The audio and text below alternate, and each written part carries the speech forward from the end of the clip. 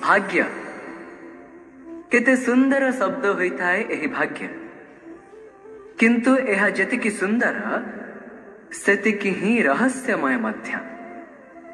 केबे कौन होइजिबो केही मध्य जानती नहीं। लोके कही थांती जे भाग्य रे जहा लेखा होइछि ताहाठारु अधिक किछि मिलि न थाए, ताहाठारु कम मध्य किछि मिलि न थाए। नियति रे जहा लेखा होई थाए ताहा कदापि बदली न थाए, किंतु केही एहा बुझी न थांती जे नियति आपणक नियत द्वारा बदली जाई थाए। जदि आपण शुभ विचार रखिबे, शुभ कर्म करिबे, तेबे नियति आपणक सह अशुभ हेबाकु ही देबो नहीं।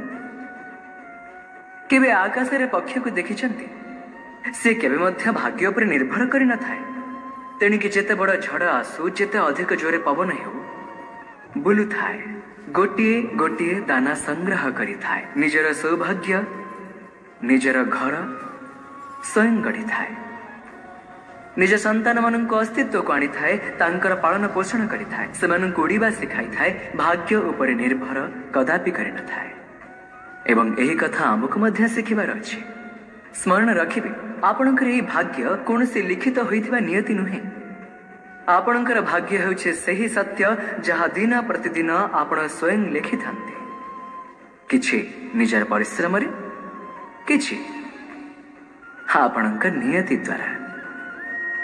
राधे।